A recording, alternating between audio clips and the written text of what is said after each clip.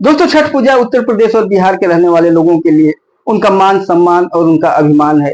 ये सिर्फ एक पर्व नहीं बल्कि ये एक महापर्व है। और इस महापर्व को मनाने के लिए उत्तर प्रदेश और बिहार के रहने वाले लोग देश और दुनिया के किसी भी कोने में हो, अपने गांव, अपने घर, अपने परिवार के पास जरूर पहुंचते हैं। अपनी उस छठ घाट पे जरूर पहुंचते हैं और वहां पर काफी अच्छे तरीके से छठ पूजा मनाते हैं।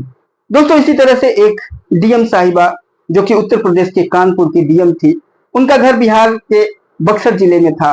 वो छठ पूजा मनाने के लिए अपने गांव आ रही थी। ट्रेन से उतरती हैं, बक्सर रेलवे स्टेशन पर ट्रेन से उतर करके और स्टेशन से बाहर जब निकलती हैं तो देखती हैं कि बाहर काफी सारी दुकानें लगी हुई हैं। कुछ गरीब महिलाएं मिट्टी के बर्तन बेच रही थी, मिट्टी के दिए बेचे जा रहे थे, जो दिए छठ घाट पे इस्तेमाल किया जाता था। काफी सारी ढेर लगा करके महिलाएं और मिट्टी का दिया बेच रही थी। कुछ फल वाले फल बेच रहे थे, कुछ ईख वाले गन्ना और ईख बेच रहे थे। और वहां पर 2-3 पुलिस वाले थे जो सभी दुकानों के पास जा करके और उनसे कुछ पैसे वसूल कर रहे थे, कुछ पैसे ले रहे थे।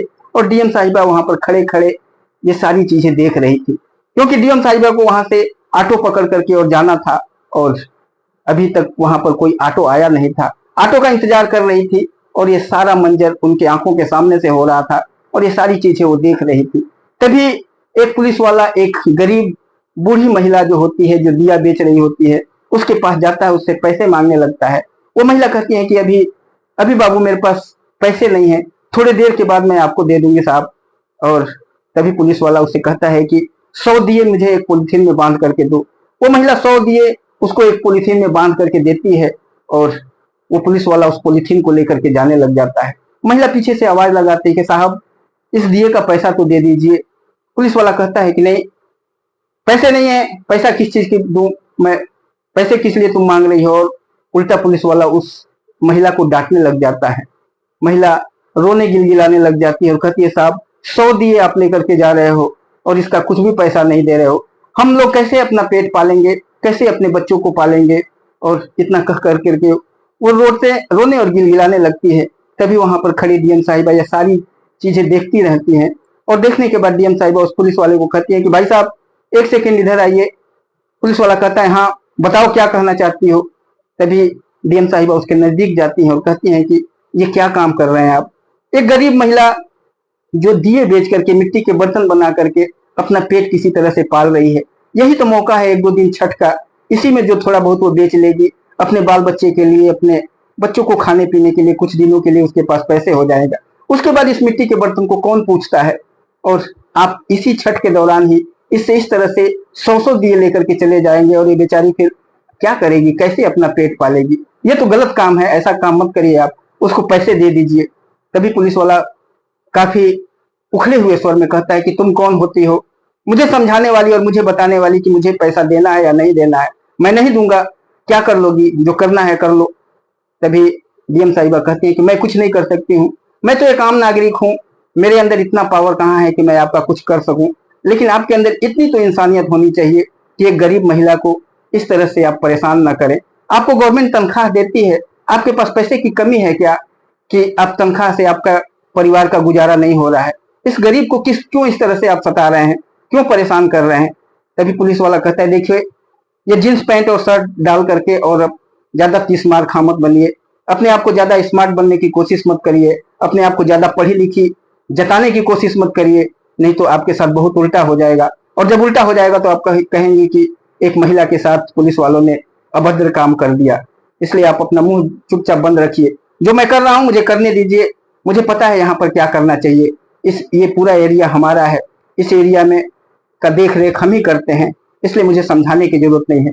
और वो पुलिस वाला जाने लगता है, उसके साथ में एक और पुलिस वाला होता है। जैसे ही वो जाने लगता है डीएम साहिबा देखते हैं कि ये दोनों अभी चले जाएंगे तो अपना मोबाइल निकालती हैं, उनका फोटो खींचने लगती हैं, उनका नेम प्लेट के साथ में उनका वीडियो बनाने लग जाती है। जब वो पुलिस वाला देखता है कि ये महिला उनका फोटो खींच रही है और इसका हमारा वीडियो बना रही है, तो पुलिस वाला दौड़ करके उनके नजदीक आता है, उनके हाथों से उनका हाथ पकड़ करके उनका हाथ ऐंठ देता है और ऐंठने के बाद उनके हाथों से मोबाइल छीन लेता है और छीन करके लेकर के जाने लगता है और कहता है कि लेकर के जा रहा हूँ मोबाइल तुम्हारा, देखता हूँ तुम क्या कर लोगी। और वो मोबाइल लेकर के गाड़ी में बैठ करके जाने लगता है। तभी डीएम साहिबा पीछे से आवाज लगाती हैं और कहती हैं भाई साहब थोड़ा समय लगेगा, थोड़े समय में आप मोबाइल भी लेकर के आओगे और खुद भी घुटनों के बल दौड़ते हुए मेरे पास आओगे। आखिर उसके बाद जो होता है उसे जानने के लिए आपको इस वीडियो को लास्ट तक देखना पड़ेगा। काफी दर्द विदारक कहानी है, काफी इमोशनल स्टोरी है, एक सच्ची कहानी है, एक महान डीएम साहिबा की कहानी है, जिसको जानने के लिए आपको लास्ट तक बने रहना पड़ेगा। दोस्तों अगर आप इस चैनल को सब्सक्राइब नहीं किए होंगे तो चैनल को सब्सक्राइब कर लीजिएगा, वीडियो को लाइक करके अपने दोस्तों को शेयर कर दीजिएगा। चलिए जानते हैं इस पूरी कहानी को इस वीडियो के माध्यम से। दोस्तों बिहार का एक जिला पड़ता है बक्सर, और बक्सर के अंतर्गत आने वाला एक गांव है जिसका नाम है सारीपुर। सारीपुर के रहने वाले एक व्यक्ति जिनका नाम होता है विवेकानंद राय। विवेकानंद राय इंडियन आर्मी से रिटायर्ड थे। उनके घर में उनकी पत्नी, उनकी 2 बेटियां होती हैं। बड़ी बेटी का नाम अंजलि राय होता है। अंजलि राय 12th में पढ़ रही होती है और पढ़ने में काफी होशियार होती है, काफी तेज होती है। उसके माता पिता उसे देख करके काफी खुश रहते हैं। उस बेटी का सपना था कि पढ़ लिख करके उसने यूपीएससी क्रैक करके एक आईएएस अधिकारी बनना। वो अपने माता पिता से हमेशा कहती रहती है कि पिताजी मुझे तो पढ़ लिख करके एक जिले का कलेक्टर बनना है। और वो जो रिटायर्ड इंडियन आर्मी के जवान विवेकानंद राय थे, जब ये बातें सुनते हैं तो काफी खुश होते हैं और सोचते हैं कि देखो मैं तो एक इंडियन आर्मी का जवान से रिटायर हो गया हूँ और मेरी बेटी के सपने कितने बड़े हैं। जरूर मेरी बेटी एक दिन पढ़ लिख करके और अपने सपनों को साकार करेगी। और अपनी बेटी के ऊपर खूब ध्यान देते हैं, उसके पढ़ने लिखने के ऊपर उसको ट्यूशन कोचिंग सारी चीजों का बंदोबस्त करते हैं। उनको पेंशन मिलता रहता है, थोड़ी बहुत खेती बाड़ी होती थी, उससे भी उनको थोड़ा बहुत इनकम हो जाता था। इसके साथ में अपनी दोनों बेटियों को काफी अच्छे तरीके से पढ़ाते रहते हैं। जब अंजलि 12th पास कर लेती है और 12th पास करने के बाद वो इलाहाबाद यूनिवर्सिटी में ग्रेजुएशन में एडमिशन करा लेती है। उत्तर प्रदेश के इलाहाबाद, जिसे प्रयागराज कहा जाता है, वहां पर आकर के और इलाहाबाद यूनिवर्सिटी से वो ग्रेजुएशन करने लग जाती है। और ग्रेजुएशन के साथ साथ में वो यूपीएससी का भी प्रिपरेशन करने लग जाती है। वहां पर एक कोचिंग ज्वाइन करके और साथ साथ में यूपीएससी की भी तैयारी करने लग जाती है। वो अपने पिताजी से कहती थी पिताजी मैं बहुत ज्यादा दिनों तक टाइम नहीं लूंगी, 1-2 चांस में ही मैं यूपीएससी निकाल लूंगी। लेकिन उसके पिताजी कहते हैं कोई बात नहीं बेटी, पैसे रुपए की कोई दिक्कत नहीं है, तुम कोचिंग करो और किसी भी तरह से तुम जैसे भी चाहो यूपीएससी क्रैक करो, आईएएस बनो, आईपीएस बनो, तुम्हारी मर्जी, जो भी तुम बनना चाहती हो तुम अपनी इच्छाओं की पूर्ति करो। और अंजलि पढ़ती लिखती रहती है। उसका इधर ग्रेजुएशन कंप्लीट होता है और ग्रेजुएशन के बाद जब वो पहला चांस देती है तो उस चांस में यूपीएससी क्रैक नहीं कर पाती है। लेकिन सेकंड चांस में अंजलि ने यूपीएससी क्रैक कर लिया और काफी अच्छे नंबरों से यूपीएससी क्रैक कर लिया। उसके बाद उसको आईएएस मिलता है, आईएएस का ट्रेनिंग करती है। उसके माता पिता को जब वो पता चलता है कि उनकी बेटी अंजलि ने यूपीएससी क्रैक कर लिया और काफी अच्छे नंबरों से क्रैक किया है, अब वो एक आईएएस अधिकारी बनने वाली है, तो उसके माता पिता काफी खुश होते हैं। उसके रिश्तेदार, उसके गांव वाले जब ये जानते हैं कि एक फौजी की बेटी आज यूपीएससी क्रैक करके आईएएस अधिकारी बनने वाली है, एक जिला कलेक्टर बनने वाली है, तो घर परिवार में खुशियों का माहौल होता है। गांव के लोग काफी खुश होते हैं और हमेशा विवेकानंद राय जी को कहते हैं कि आपके जो मेहनत था वो मेहनत रंग लाया, आपकी बेटी आज एक जिलाधिकारी बनने के लिए जा रही है। वो आती है, अपने घर पर आती है, उसका काफी गांव वाले काफी अच्छे तरीके से उसका स्वागत करते हैं और कहते हैं बेटी तुमने इस गांव का नाम रोशन कर दिया है, सिर्फ गांव का ही नहीं बल्कि तुमने पूरे बक्सर जिले का नाम रोशन कर दिया है। और इतना कहने के बाद हर व्यक्ति उस अंजलि को आशीर्वाद देते हैं। उसके बाद अंजलि अपने पिताजी से कहती है पिताजी अब मुझे ट्रेनिंग के लिए जाना है, ट्रेनिंग करने के बाद मैं किसी न किसी जिले में जिलाधिकारी बन करके पदस्थ हो जाऊंगी और फिर मैं वहीं आप लोगों को लेकर के चलूंगी, मेरे साथ ही रहना, जो मेरी छोटी बहन है इसको भी वहीं पर एडमिशन करा करके पढ़ाऊंगी। पिताजी कहते हैं ठीक है बेटी तुम पहले जाओ और ट्रेनिंग करके आओ, उसके बाद आगे की बातें सोचा जाएगा। अंजलि चली जाती है और जाने के बाद अपनी ट्रेनिंग कंप्लीट करती है और ट्रेनिंग कंप्लीट करने के बाद उसकी पहली ही पोस्टिंग उत्तर प्रदेश के कानपुर में जिलाधिकारी के तौर पर हो जाती है और उसको जिलाधिकारी बने हुए 1.5-2 साल हो जाते हैं। अब उसके पिताजी उससे कहते हैं बेटी अब तुम जिलाधिकारी बन गई हो, अब शादी के बारे में तुम्हारा क्या विचार है। अंजलि कहती है पिताजी थोड़े दिन और रुक जाइए, 1-2 साल, और 1-2 साल के बाद शादी तो करना ही है, कर लिया जाएगा। अब अपने पिता को, अपने माता को, अपनी बहन को अपने पास ही वहीं पर कलेक्टर बंगले में रखने लग जाती है, वहीं पर अपनी बहन का एडमिशन करा देती है और वहीं पर उसकी बहन भी पढ़ाई लिखाई करने लग जाती है।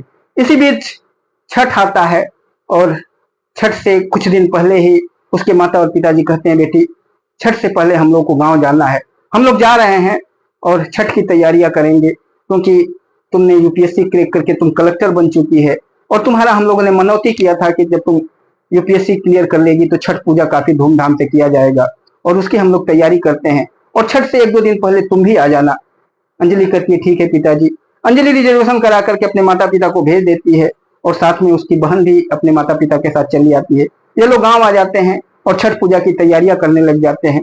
छठ पूजा से सिर्फ 1 दिन पहले अंजलि आती है बक्सर स्टेशन पर। जब वो उतरती है और स्टेशन के बाहर जब निकलती है और ऑटो का इंतजार कर रही होती है, तभी वो देखती है कि वहां पर पूरे स्टेशन के बाहर दुकानें लगी हुई हैं, दुकानें सजी हुई हैं।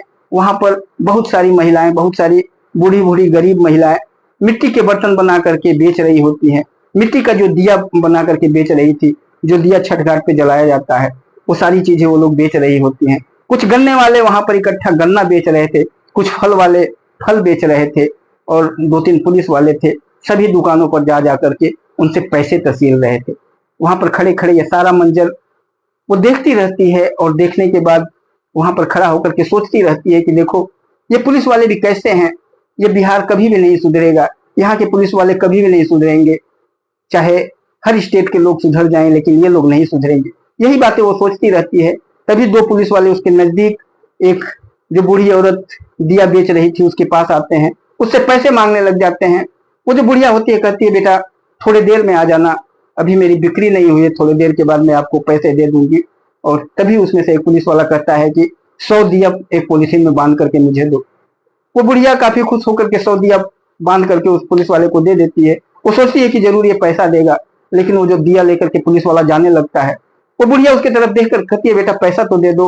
वो कहता है किस चीज के पैसे, तुम यहाँ पर अवैध जगह पे दुकान लगाई हुई हो और तुम्हें पैसे भी चाहिए। उसको डांटने लगता है, उसको उल्टी सीधी गालियां बकने लग जाता है और वो पॉलिथीन लेकर के जब जाने लगता है तो डीएम साहिबा उसको रोकती हैं और कहती हैं कि क्या कर रहे हैं आप, इस तरह से किसी गरीब के साथ जो आप काम कर रहे हैं अच्छी बात नहीं है। वो एक गरीब है और यही तो मौका है, 1-2 दिन ये लोग बेच लेंगे इसी छठ के दौरान, थोड़े बहुत इनके पास पैसे आ जाएंगे तो कुछ दिनों तक अपने परिवार का भरण पोषण ये लोग करेंगे। बाद में इनका दिया कौन खरीदता है, कहाँ बेच पाएंगे, इसी मौके पर तो है। और इस समय पर आप लोग इस तरह से इनसे पैसे ले लेंगे तो कैसे इनका काम चलेगा, कैसे अपने बच्चों को ये लोग पालेंगी। तभी वो पुलिस वाला उनके नजदीक आता है और कहता है कि आप इस तरह से जींस पैंट और शर्ट डाल करके अपने आप को ज्यादा तीसमार खां बनने की जरूरत नहीं है, अपने आप को ज्यादा पढ़ी लिखी मत शो ऑफ करने की जरूरत नहीं है। मुझे पता है तुम्हारा क्या लेवल है और इस तरह से फालतू बात करने की जरूरत नहीं है। जो मुझे करना था मुझे पता है कि मुझे क्या करना है, और इस तरह से तुम सरकारी काम में दखल अंदाजी करोगी तो तुम्हारे साथ काफी गलत व्यवहार में कर दूंगा और फिर उसके बाद तुम कहोगी कि एक महिला के साथ पुलिस वालों ने गलत हरकत किया है। इसलिए चुपचाप अपना मुंह बंद रखो, जहां जा रही हो वहां चुपचाप चले जाओ, हमें क्या करना है हमें पता है।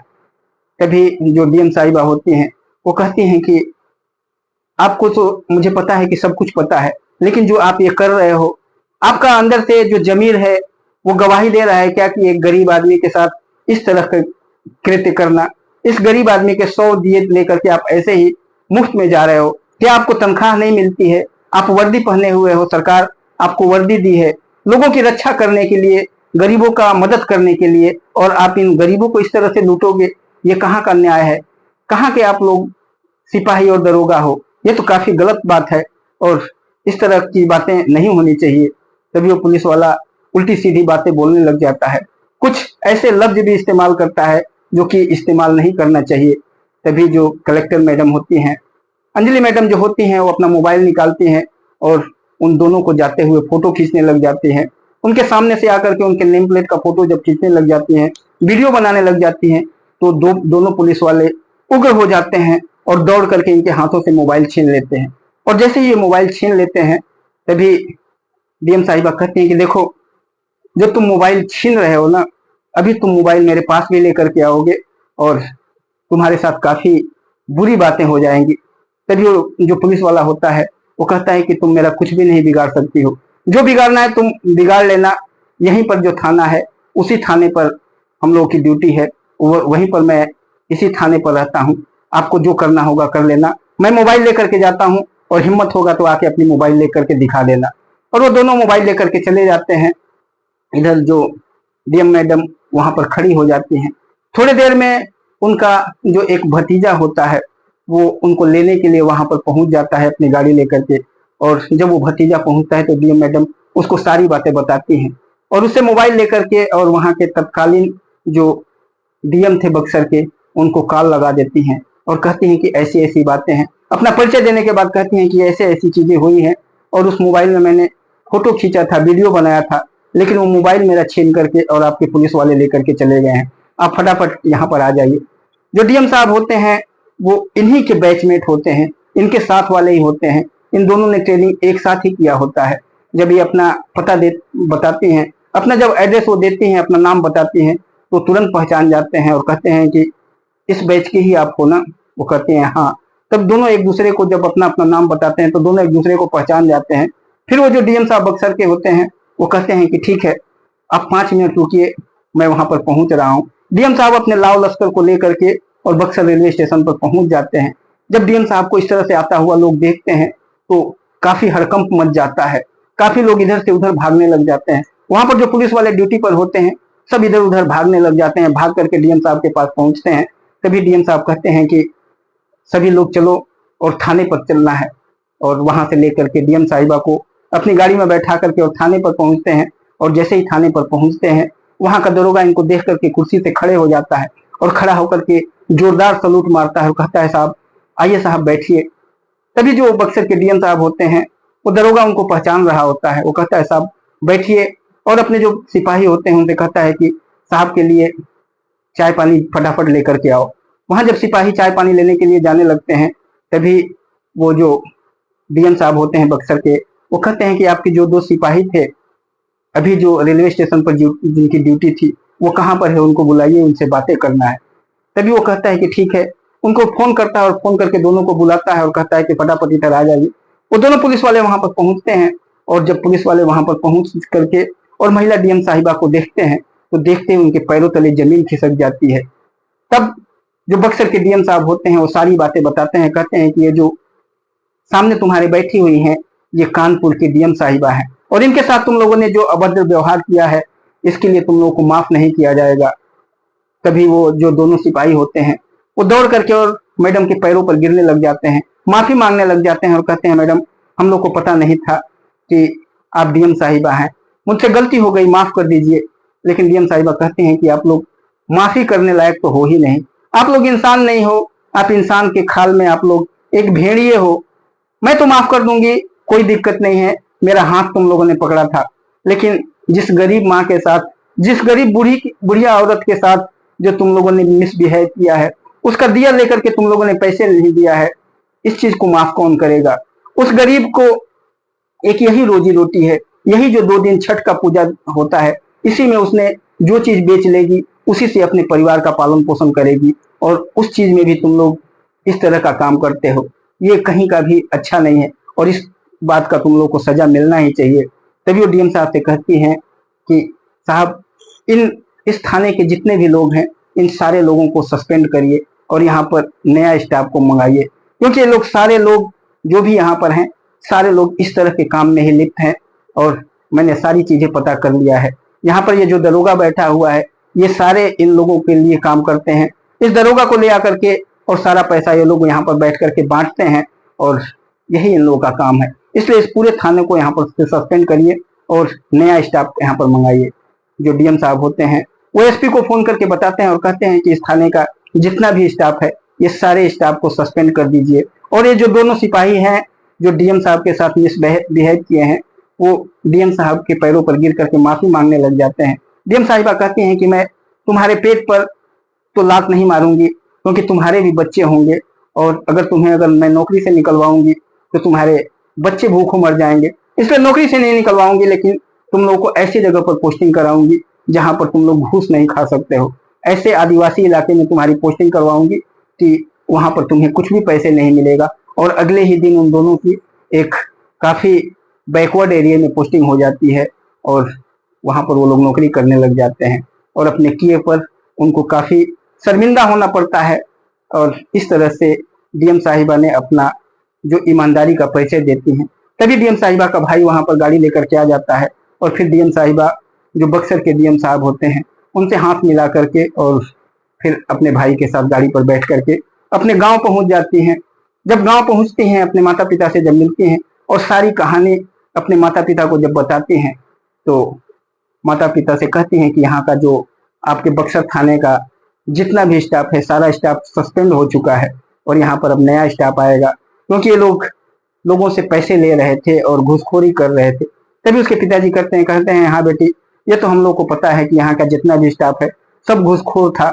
अच्छा किया तुमने, काफी नेक काम तुमने किया है और मुझे काफी फक्र है कि तुम मेरी बेटी हो, एक फौजी की बेटी हो, और अपनी बेटी के सिर पर रख करके, हाथ रख करके उसको खूब आशीर्वाद देते हैं। इस तरह से डीएम साहिबा ने वहां पर करप्ट जितने भी पुलिस वाले थे सबको वहां से सस्पेंड करा देती हैं और वहां पर नया स्टाफ बुलवा लेती हैं। और वहां पर जो इन लोगों का जो जाल था, मकर जाल जो इन लोगों ने वहां पर लगाया हुआ था, लोगों से पैसा, गरीबों से पैसा खाना, लोगों से हर काम के लिए घूस लेना, उस चीज का सफाया करके रख देती है। आपको ये कहानी कैसी लगी? अगर कहानी आपको अच्छी लगी होगी तो वीडियो को लाइक कर दीजिएगा। चैनल पे अगर नए होंगे तो चैनल को सब्सक्राइब कर लीजिएगा। एक प्यारा सा कमेंट जरूर करिएगा। फिर मिलेंगे किसी और वीडियो में, तब तक के लिए नमस्कार, जय।